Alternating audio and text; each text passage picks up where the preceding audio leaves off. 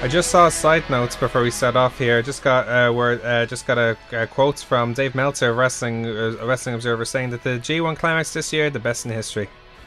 It's hard to argue, isn't it? Overall, comparing it to the only other one I've ever watched, yes, I'll agree. Well, think about it. It had everything.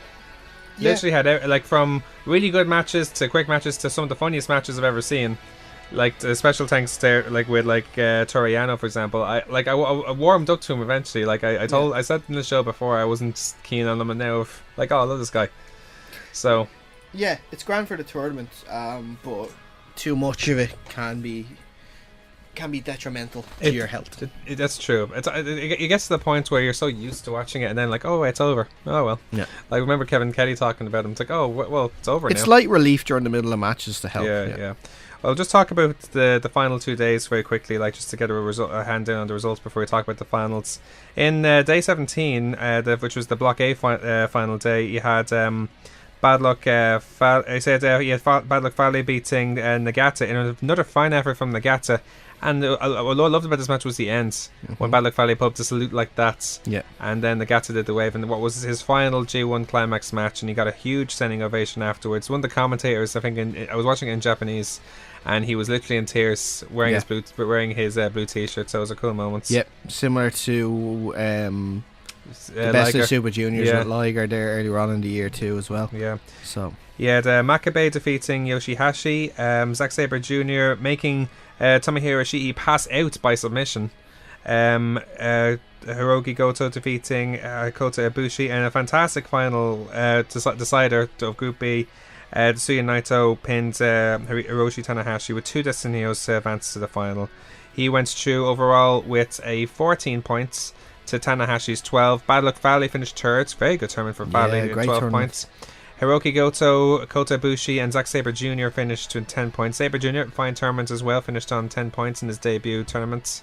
He a bit disappointing, like 4 wins from 9, especially in the back of the US specials. Yeah, he had all of his matches. Obviously, he was really tough. Performed very well. Obviously, Just too many losses. That's just too many losses. Yeah, Makabe also finished on 8 points. Yoshihashi on 4, and of course the Nagata only the 1 win.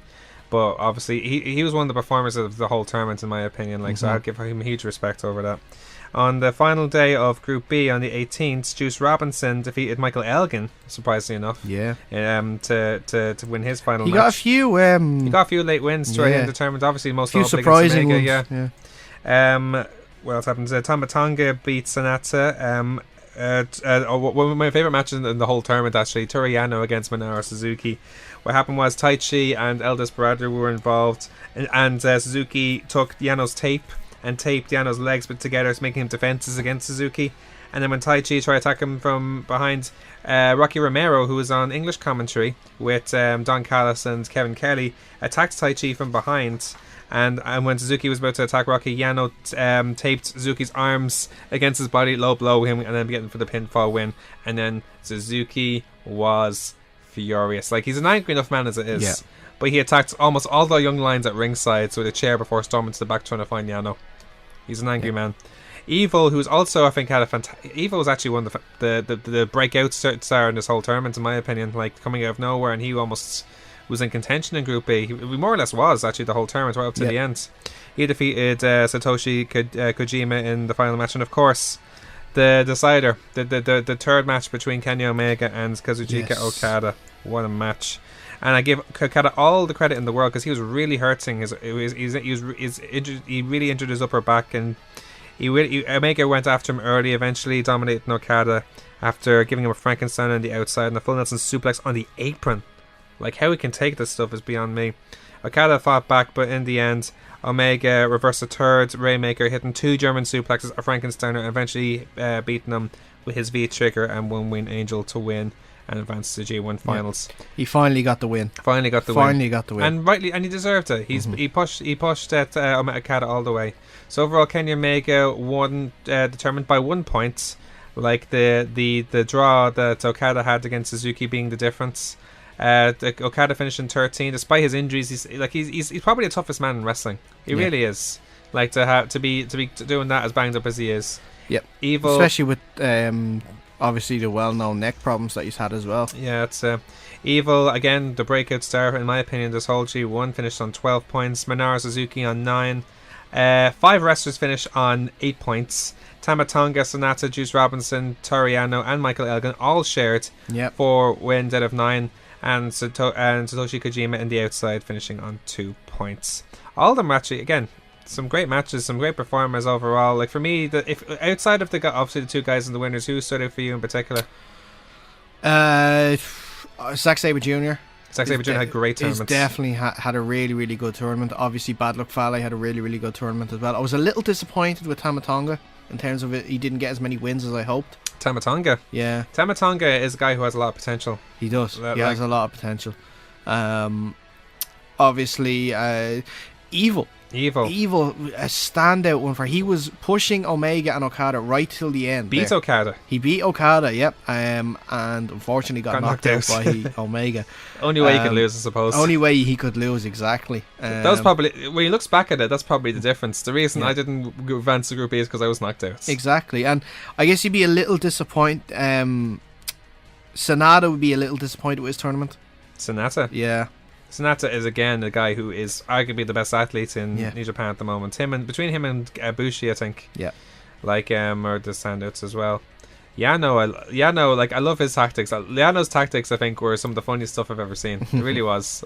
I want to see him more now. It's really good. Yeah. Now we'll talk about the actual final night on August 13th. Like we'll talk about all the matches in detail. Like in this case, Suzuki Gun, Taichi, Kane Mora, El Desperado, and Takamichi Noku took on the team of Kushida, Jushin Liger, Tiger Mask, and Hairi Kawato. It's Kamaru who pinned Kawato with his deep impact. Remember that DDT? He was in the Super Juniors, and it's DDT where he jumped off and he hit him with a DDT. Yeah, he won it with that.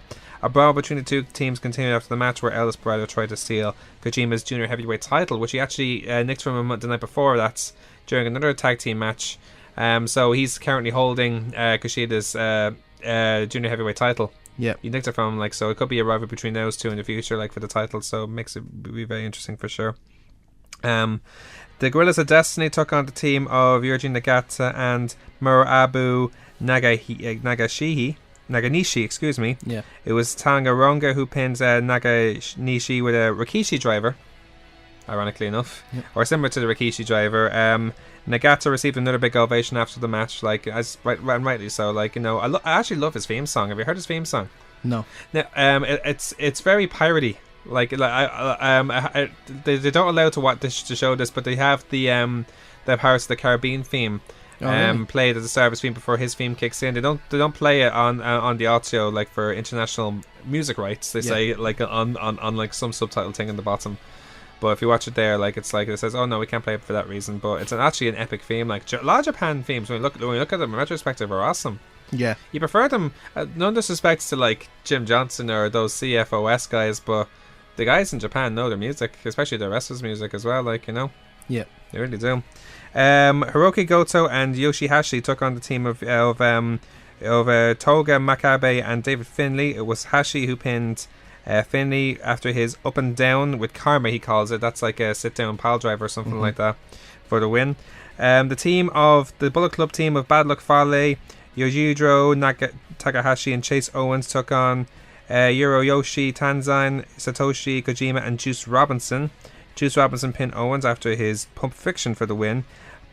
Robinson, actually, we talk about standout performers. Robinson is on a roll right now. I wouldn't be surprised if he was involved in either the IC or US title pictures later on. I'd say more the US for sure. Yeah. But possibly after we saw at the end of the finals, Kota Ibushi could be involved in it too. That's true. The thing is, though, when you look at it, you have to think how far Juice Robinson has come over the last year. Because it was 2 years ago he was a jobber for NXT. Yeah. As CK Parker. Now look at him. He's getting pushed. He's on the Taguchi Japan Sable. Which some say, and this is a very arguable point, someone made an argument about this, that Taguchi Japan are the most talented faction in Japan right now.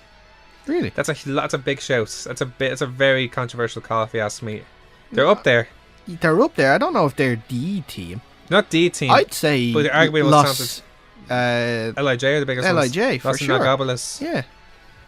I think so too. So it's a big show, but they have guys like Ricochet and Tanahashi and David Finlay. So they have the potential certainly to be one of the most talented. That's for sure. Oh, for sure, yeah, but not yet. Not yet. Let's move on. Ryosaki. Speaking of Taguchi Japan, Ryosaki Taguchi and Ricochet took on Young Bucks for the IWGP Junior Heavyweight Tag Team titles. Despite Ricochet injuring his leg, Taguchi countered the Young Bucks' attempt of the Indie Taker on Ricochet before Ricochet finished Matt Jackson off with a shooting star press for the pinfall win and their first Junior Heavyweight Tag Team titles together. It's Ricochet's third and Taguchi's sixth Tag Team title reign now. So, and make a good team. Like, I'd be interested to see how the two of them get on now as a tag team. Like, as I say, they're getting all the stables are getting somewhat of a little push. I think all of them have some sort of title now. I mean, there's a lot of titles in Japan when you think about it now, so it's cool to see they're all getting a bit. There's so many. They do segregate. The thing is, they segregate well between obviously the lighter guys and the heavier guys. Like WWE should look at them and see this is how it's done. Yeah, this is the right way to do it. Not just putting them on a separate show and forgetting about them. Yeah. Now, for me, this was the highlights of the show, with the exception of the final, the return of Katsuyori Shibata. This was crazy. This was the reaction was immense. Yeah, like it was like shock equals joy equals tears. Like there's a few women I saw looking in tears, and Shibata obviously got a huge pop. His music played, and you were like, oh, they're just probably doing a tribute to him or something. And then you just see him walk out. No, as soon as they played the theme, I was like, oh my god, he's not here, is he? After this is the first time in the ring since his match in was it March or April against Okada? April, yeah. April. Very emotional as you'd expect. Could be wrong. I don't know what he said in Japanese at the end, but like he just said, "I'm alive." I'm alive. Yeah, and that was it. Yeah. So, who knows? I don't want to see him in the ring unless he confirms it himself. I really don't. Yeah. Like obviously after an injury like that, like we both started concerns for that. Mm-hmm. And it's the same as it's like a Daniel Bryan situation here, pretty much, especially over something like that which was life threatening. Mm-hmm. Like so it's great to see him all the same. Like because he was certainly one of the best wrestlers in the world. Yeah. Like before all that. So now, did you notice there was this weird promo that happened before when the break was over? I didn't until we put it up on the page. Yeah, I put it to attention because I thought, what on earth could this be? It was like a 16-minute segment, and it could be anything. Yeah, we asked a few people, and if we got a few interesting responses, like some people said CM Punk, which I can't see. No. Some people said Jay White, which would be interesting. Jay White is interesting, all right. But what did someone else say? I'll just have a quick look now whilst we're on the topic. I think someone else said Trent Barrera, now that he's on a singles run.